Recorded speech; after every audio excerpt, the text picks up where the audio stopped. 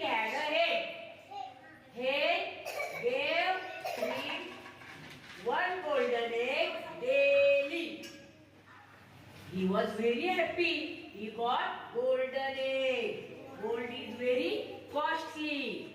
So he was very happy. After some time, he thought that he killed a hen and got much more egg, and he become rich man. He can put the hen in the hand and kill it.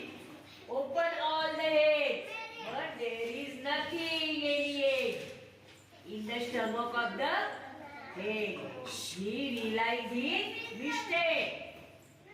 Farmer realized his mistake, but he lost the hen. Lost the hen. So greedy is not useful. Greediness is not useful. It is harmful. It makes us loss. आता ऐका, एक आहे ना हावरट शेतकरी होता. शेतात काम करतो तो शेतकरी.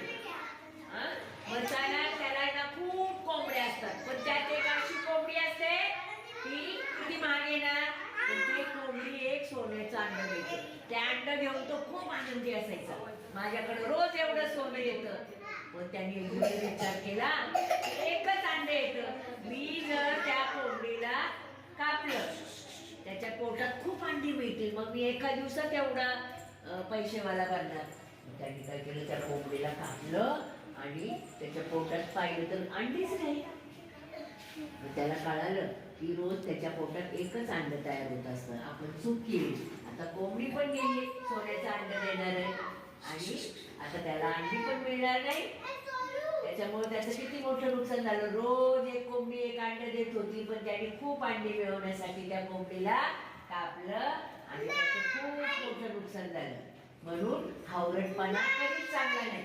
आपल्याकडे एक असेल ना, एकच खायचं. दुसऱ्याच्या हातात 2 चॉकलेट दिसली मला पाहिजे म्हणायचं. देवप्पा शिक्षा कर त्याच्यासाठी. काय हावरटपणा ठेवायचं नाही. आपल्या हातात आपल्या घरात भाजी भाकरी तीच खायची. दुसऱ्यांकडे मोठं कॅडबरी चॉकलेट आहे मला पाहिजे रडायचं नाही. आपल्या बाबांनी 1 रुपयाचं दिलं ना, तेच आनंदाने घ्यायचं. मग देव बाप्पा मोठं झाल्यावर खूप मोठे मोठे चॉकलेट देणार तुम्हाला. कारण हा लहान असताना ह्याने हावरटपणा केला. जो हावरटपणा करतो ना, त्याची सवय पण खराब होते. त्याला रडायला यायला लागतं सारखं, मला हेच दे तेच दे. रडून त्याची तब्येत चांगली होते का? रडायचं नाही. आणि आपल्या घरात छोटा भाऊ बहीण असेल त्याला सांभाळायचं, त्याच्याशी खेळायचं. बाहेर आपल्या घराचा आवाज जेवढा असेल ना तेवढ्याच भागात खेळायचं, लांब जायचं नाही. कुणी पकडणारी माणसं असतात, ओळखीचे नसतात, ते घेऊन जातात आपल्याला. मग आपली आई दिसते, बाबा दिसते, अशा जागेतच खेळायचं. खूप लांब पळायचं, बाहेरचं खायचं. बाहेरच्या याच्यावर काय बसलेले असतात, माशा दूध, ती खाल्ल्यावर आपल्या दर रविवारी आईकडनं नख कापून घ्यायची.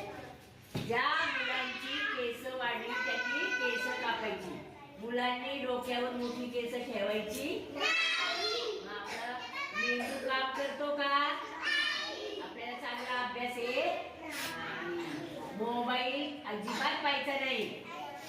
मोबाईल मधनं जो प्रकाश पडतो ना, तो आपल्या डोळ्यात जातो आणि डोळे खराब होतात. जेव्हा जेव्हा तुम्ही मोठे होणार तुम्हाला दिसणारच नाही, बाहेरचं काही दिसणार नाही. मग चालेल का तुम्हाला? अजिबात. जेव्हा तुम्ही खूप मोठे होतील ना, कामाला जातील, तिथं कामासाठी मोबाईल लागतो, तेव्हा वापरायचा. मोबाईल कशासाठी वापरतो? निरोप देण्यासाठी. कशासाठी?